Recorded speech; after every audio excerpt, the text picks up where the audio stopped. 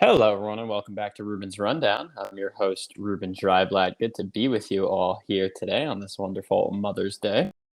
This episode is going to be a little bit shorter, and as you can see, a little bit higher quality, hopefully sounding a little bit higher quality as well. I am now currently using my phone to live stream here and then have the rest of the setup on the laptop. So a little bit of a new system I got going here for Reuben's Rundown, trying to improve the audio, trying to improve the video. I know maybe the current camera setup isn't the best with it right over my laptop, but working on that. All things considered, it's very easy to stream with Stream Studio, which is what I'm using.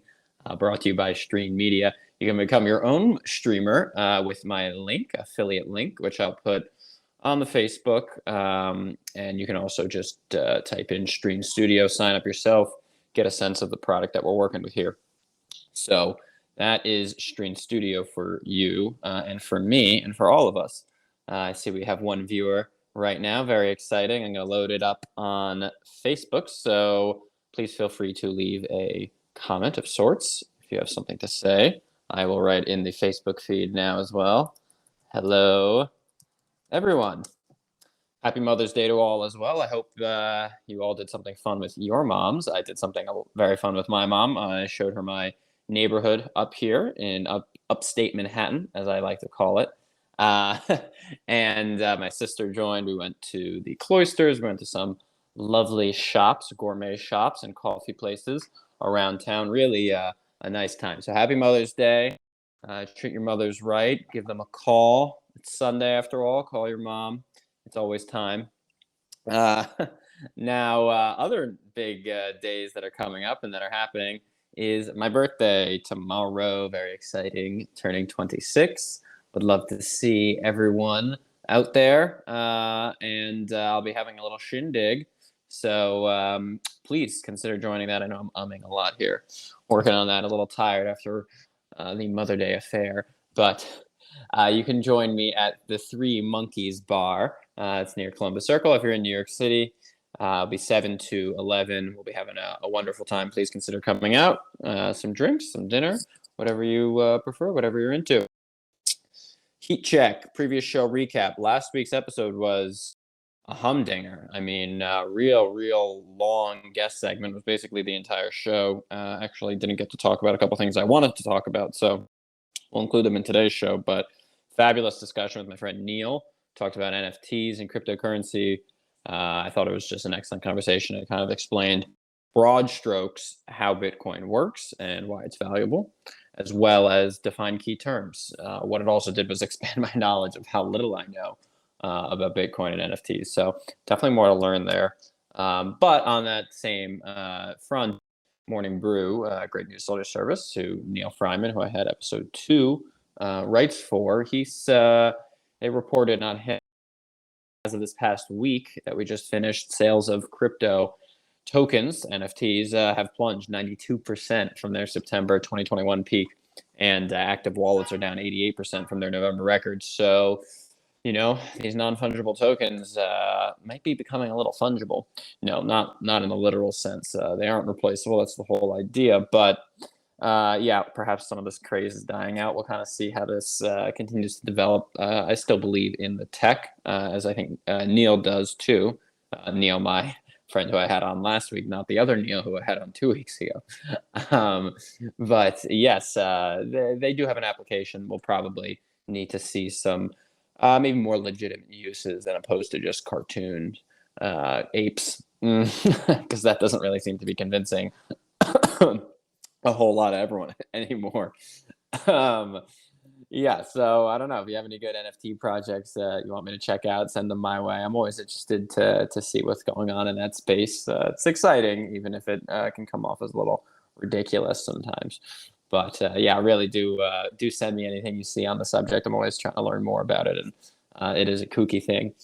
I think that's an adequate wrap up of last week. That whole conversation is posted. The space moves so quickly, but I that Neil and I did, and really Neil, was give in layman's terms just the baseline of how the blockchain works, and particularly how Bitcoin works, and his whole not theory necessarily, but belief is that Bitcoin is really the crypto to know and understand, and that all these other altcoins, which is in the term alternative coins, don't really necessarily have a future, and they're really more of a testing ground for Bitcoin. So, if you want to learn a little bit more about Bitcoin and the tech behind it, consider listening to that episode from last week, and check out other resources, shorter videos, more concise videos, if you don't want to dedicate 55 minutes to my ramblings and thought-provoking questions on it.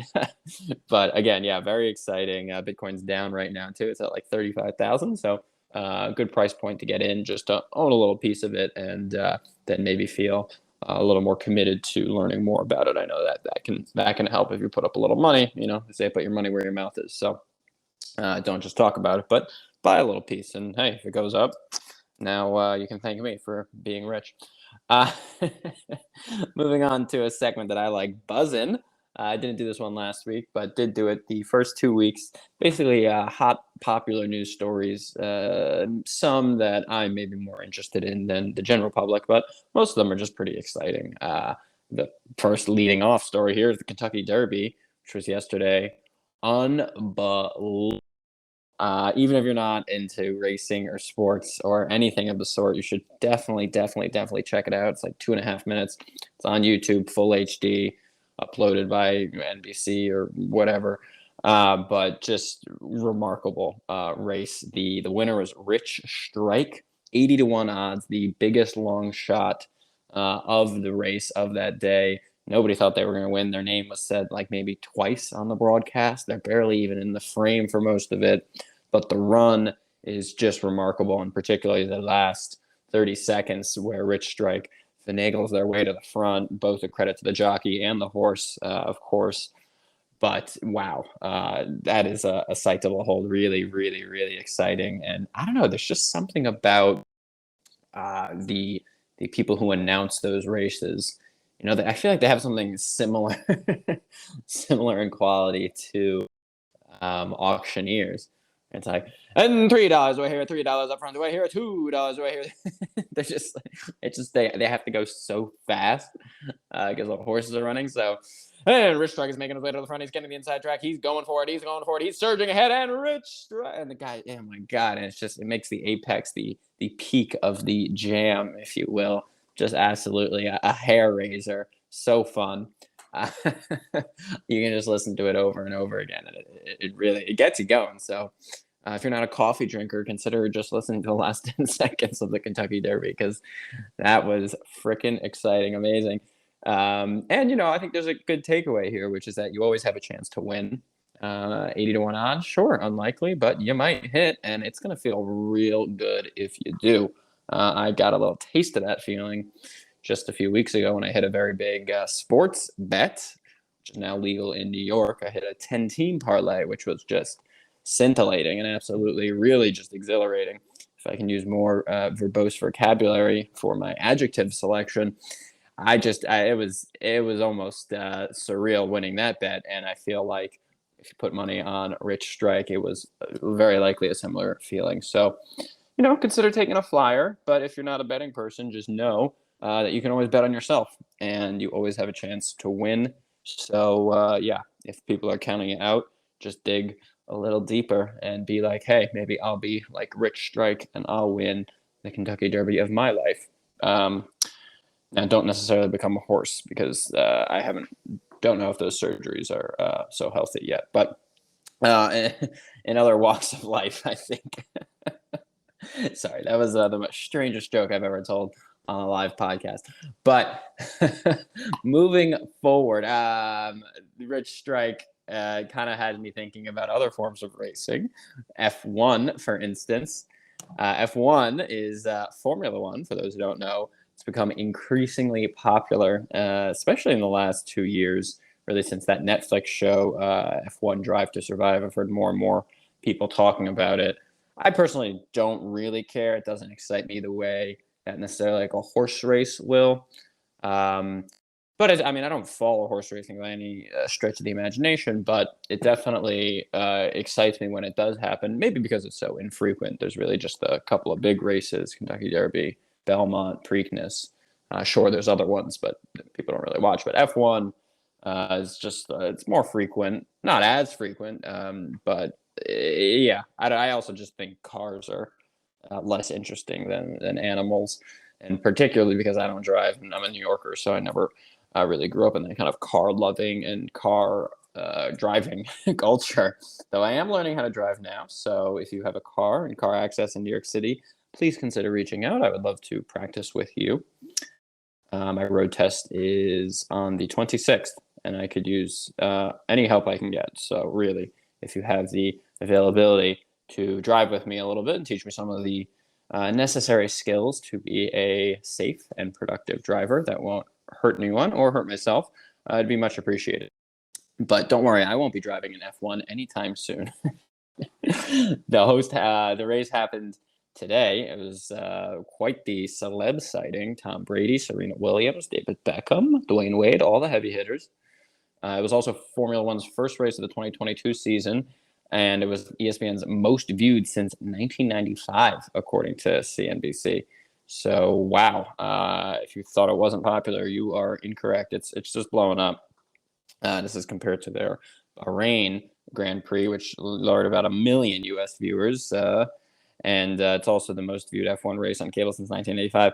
So yeah, it's just it's incredibly popular, and it happened in Miami, which is also home of Stream Media, which creates Stream Studio, allows you to become a creator at a drop of a hat. You can have a podcast up and running in just minutes. So consider becoming a Stream creator. You can use, again, my affiliate link, which I'll post on Facebook, or you can just type in Stream Studio. No brainer. It's super simple. If you have any issues with it, you can always reach out to me. I'm happy to help on that front and get you up and streaming. Formula One, I don't know. Any final thoughts on it? It's just don't really do it, but yeah, as I said, the money's there, the interest is there with other people. Miami hotels were charging upwards of $100,000 for a room, so sweet. So you know the hype is real. In 2023, they're going to be doing a race in Las Vegas, and part of it is going to be on the Strip. So that's pretty sweet. You know, even if I don't really care about it, it is pretty awesome to, I don't know, think that people will be like gambling, playing blackjack, and then they'll hear like, wow, it's going to be a car going, 350 miles an hour or whatever, how fast they drive. Just baffling. So that's pretty cool. And hey, I could get into it. I'm open to most things. So maybe I should take my Bitcoin advice and just place a little money, a little bet on an F1, and then I have a feeling I'd be real into it. I could give that Netflix show a watch because that one was actually supposed to be good, and it's original content. At least it's not just another Marvel thing. So like that.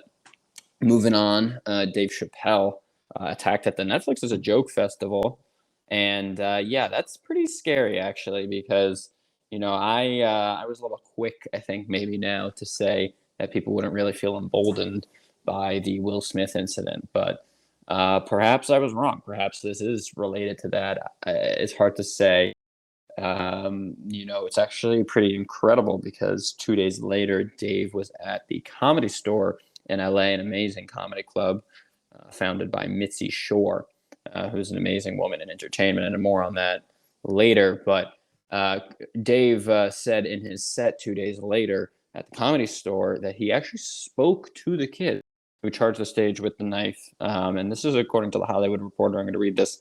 He said, the alleged assailant, 23-year-old Isaiah Lee, was being held. Chappelle said, I needed to talk to him. He asked Lee what could have possibly prompted his attack, to which Lee said, who Chappelle said appeared to him to be mentally ill, offered a story about his grandmother from Brooklyn who was forced out of her neighborhood by gentrification. The attack was meant to draw attention to her plight, Chappelle recounted. Now, I mean, unbelievable of Dave Chappelle to take the time and the interest to talk to this person when, first of all, they attacked you. And yeah, I mean, I'm sure the meeting was held in a safe place, and the man was Isaiah Lee was either detained or cuffed to the table or just was, searched to the security guards or something to make sure he was safe. But still, just, oh my God, the idea that he'd be back in the room with the person who attacked him kind of freaks me out. I don't know if I'd want to do that. But kudos to Dave to try to get to the bottom of it or why someone would do that. It just shows that he's someone who seeks the truth. I mean, it's more credit to him. Obviously, a fan of him because of his comedy, but yeah, this just shows that he's a good person, and he's someone who cares and is not just going to say, oh, see, this is because of that, or this is, to make some other point that he believes in. No, he'll actually talk to the kid and really find out what was troubling him. So I don't know where that has gone since, but I actually will be following and checking in on that story because I really, really hope that this doesn't become a trend. It's obviously a dangerous thing that so many people would have to deal with if this became mainstream. Comedians and performers alike were concerned about people rushing the stage and hurting them. It's not a world we want to live in. So very much hope it's just a flash in the pan. Moving forward, I don't know. I guess maybe we can have better security at these kinds of things, but then again, the security at that performance, the festival, they were actually the same security that what's it called again? That was at Astroworld and was at the Route 91 festival in Las Vegas with the active shooter. So really not a good look for them. And frankly, I don't really understand why they keep getting hired with these sorts of disastrous situations. It just seems that some kind of alternative company could be hired. And also that these people would just sort of audit their practices, right? Like we need clearly better security alternatives than what they're offering. It's not even just in a different company, but that company itself, could have a road to redemption and a path forward if they just figure out maybe it's the way they have people situated around the stage. Maybe it's the compliance. Maybe it's, it could be any number of things. But yeah, two instances is a pattern. Three is a really bad pattern. So I do hope that is ameliorated. I wouldn't want people as big as Dave Chappelle to feel threatened, nor smaller performers either, of course. But certainly the big names, we really got to protect those guys because who knows how much more great content Dave's going to come out with. And yeah, thank God he wasn't injured. Another story: Johnny Depp and Amber Heard. Yeah, this one really also doesn't interest me, but I kind of just feel I have to mention it because it's being talked about so much. Trials about Depp suing Amber Heard, ex-wife, 50 million, claiming she defamed him.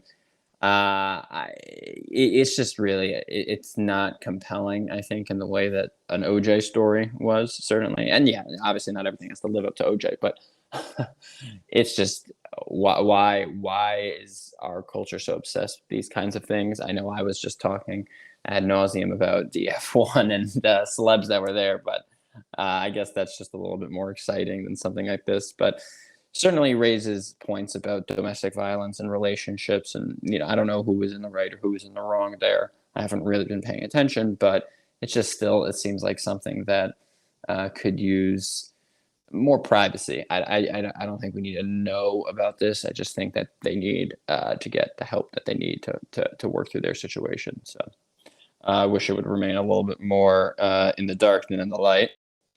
Finally, Facebook shutting down its podcast service on June 3rd, according to TechCrunch.